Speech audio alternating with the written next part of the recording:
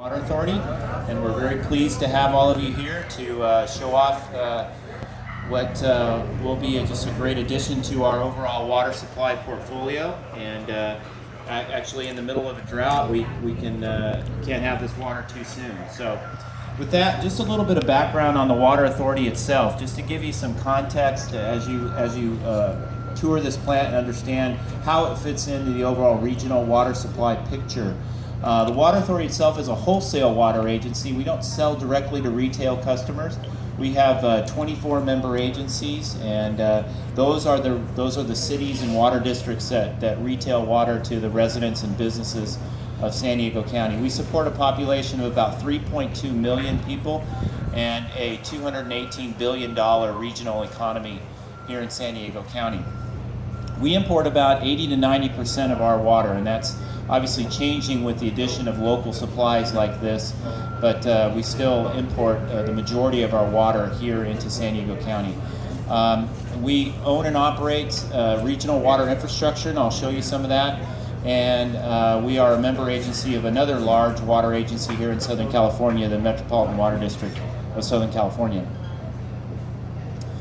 As you can see, our location in the state of California is kind of at the bottom, at the end of the pipe, if you will. In California is supported by a large state water project system, including the 444-mile California aqueduct that runs basically down the center of the state, and that provides us about 19 to 20% of our water supply.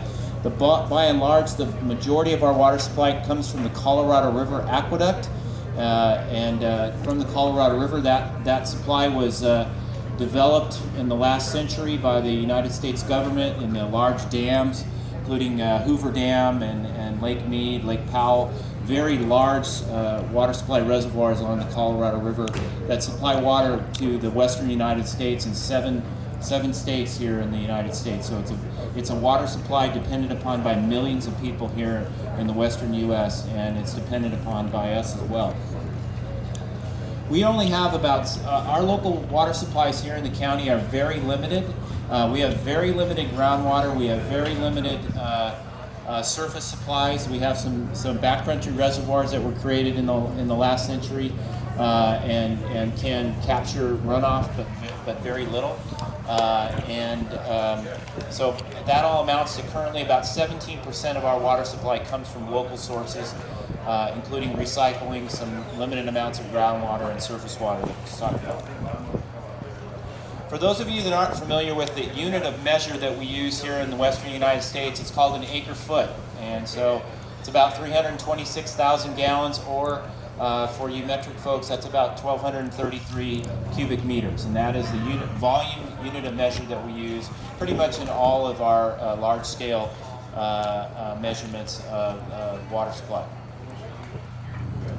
The precipitous event in our water supply history over the last 25 years or so was the drought, similar to the drought that we're experiencing now, but the drought of 1987 and 1991, in which this region at the end of that time period was facing 50% cutbacks in its water supply. And that really got everybody motivated, got our civic leaders' attention, and coming out of that was a real cry that we didn't want to ever have to deal with that again. And so that really set this region off on a journey, a strategy, if you will, to diversify the water supply of this region. It also really sparked efforts to become more efficient in the way that we use water. And you can see that our conservation has gone down from about 235 gallons per capita per day in 1990 to today it's about 143 gallons per capita per day, a drop of almost 40% over the last 25 years. And so that's another area where this region has improved significantly in terms of its efficient use of a precious resource. These pie charts really tell the story of this diversification strategy. I'd liken it to diversifying your own personal financial portfolio. In our case, we're diversifying our water portfolio from a place in 1991 where we were 95% dependent upon one source of water. We had 95% of our eggs, if you will, in one basket.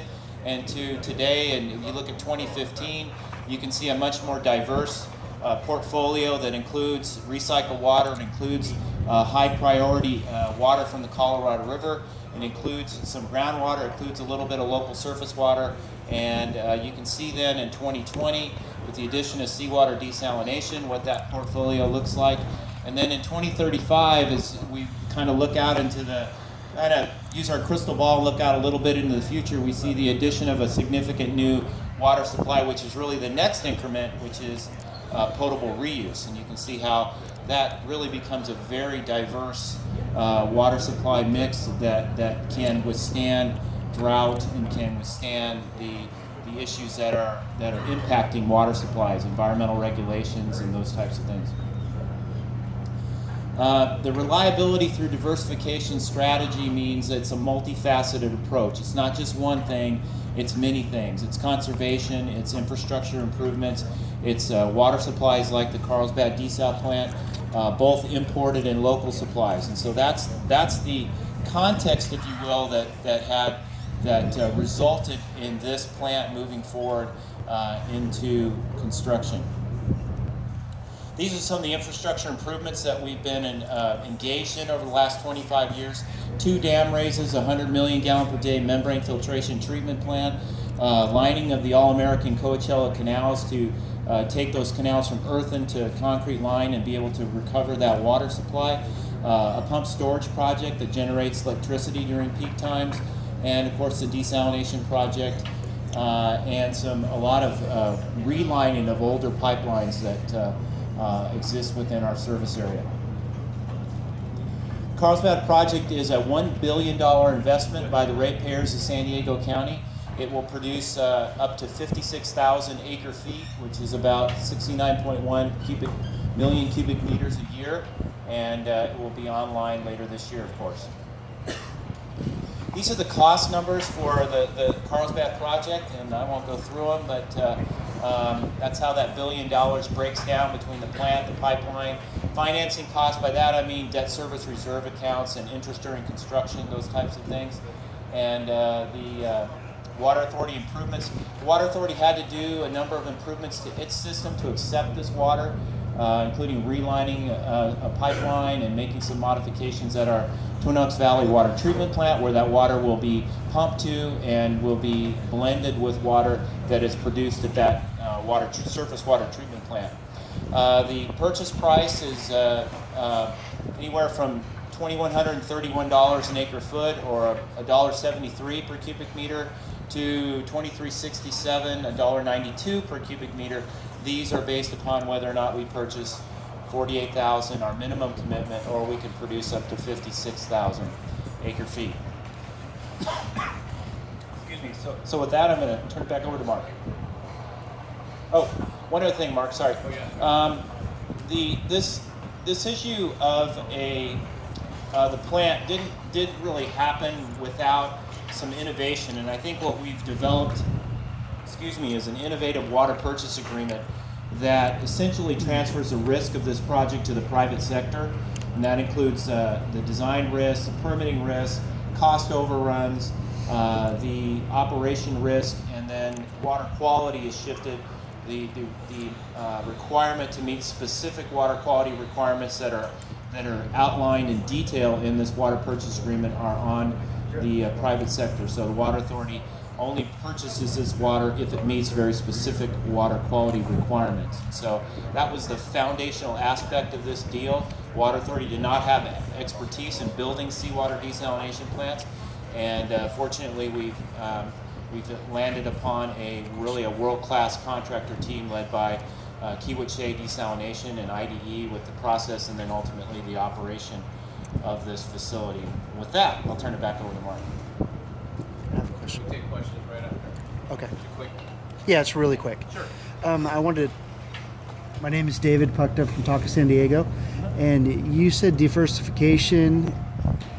Does this mean that a private person or a private entity could enter into San Diego County Water Authority and provide you with water? Let's just say, for instance, a groundwater entity that could meet your standards. Does that mean you have a program to allow the deregulation of this monopoly on water?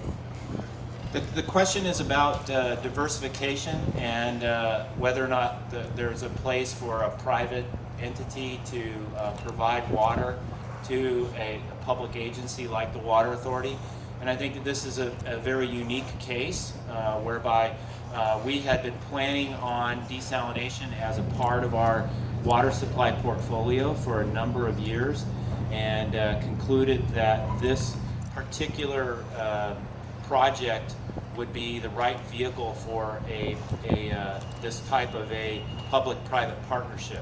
Does that mean that in all cases we would conclude that? No. But in this particular case, we concluded that that was the right vehicle to develop this project and to shift that risk to the private sector for this particular water supply. So that this project, you're saying, has kind of opened the door. Finish the question after the tour. Thank you. Yeah. Thanks. All right, so again, back to the Carlsbad plant itself. You're here on what is the largest desalination plant in the Western Hemisphere, 54 million gallons a day here on the Carlsbad site. It's a seawater reverse osmosis facility. We, as IDE, delivered the EP portion of the project, and then we operate under a 30-year O&M agreement, selling water through Poseidon to the San Diego County Water Authority. When you walk around today, you'll see that it's kind of a tight quarters. It's all on 6 acres. We put a 54 MGD plant on 6 acres, actually more like 5.5 acres, very tight. You just met the customer, the Water Authority, and the commissioning date is as we speak. Basically, we're just about to enter into so-called acceptance testing, and in about a month after that, we'll start the process of selling water to the Water Authority. The contractual date for that is late October or late November, and we'll probably be a little bit ahead of that. Again, 56,000 acre feet, locally controlled supply. As Bob said, this is part of the whole control your supply of water and a piece of the balanced water portfolio. When it's completed, it will provide between 7 and 10% of all the water for San Diego County. That's about 3.2 million residents, so it's the equivalent of 300,000 people, the water. We did a lot of restoration and enhancement of marine habitat, and I actually think I have a slide on that in a little bit.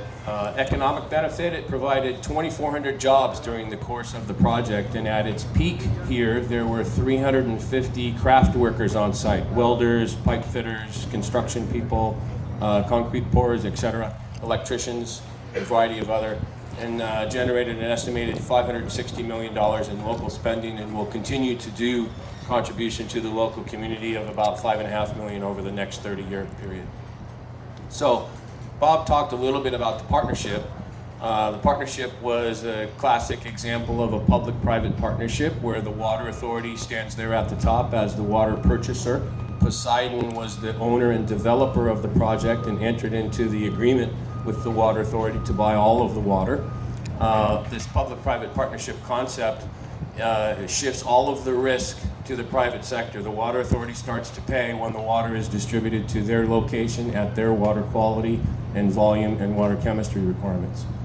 Under that Poseidon structure, there was an EPC entity that was entered into an agreement to build, design and build the plant, and that was Kiewit Shea Desalination in conjunction with IDE. IDE is the process designer and purchased all of the process equipment and supervised its installation, and Kiewit did the rest of the process, or the equipment outside of the process train, and put the whole thing together that you're going to see out there. Now that we're eminently at the close of the construction phase, we enter into the O&M phase, and that's where IDE again has a contract with Poseidon to operate the plant, as I said, for 30 years. Lots of milestones. You've heard probably done lots of reading and heard the long history of this project. The first discussions of having water in earnest started back in 1998 when Poseidon had meetings with the city of Carlsbad, in fact, where we are today, about long-term supply. Lots of things happened. Permitting started in around 2003. The permitting process ended in around 2009.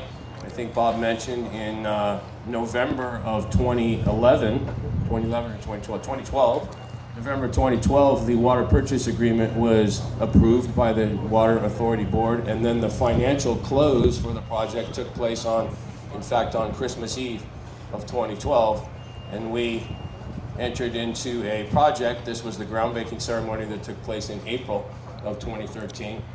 fairly quick deployment for a project like this. Now, here's an overview of the site that we're on. We're up on the top of the hill here. Your bus came in down by that sign that says intake. And the reason I like to show this picture is the power. This is a perfect example of a desalination plant being co-located next to a power plant.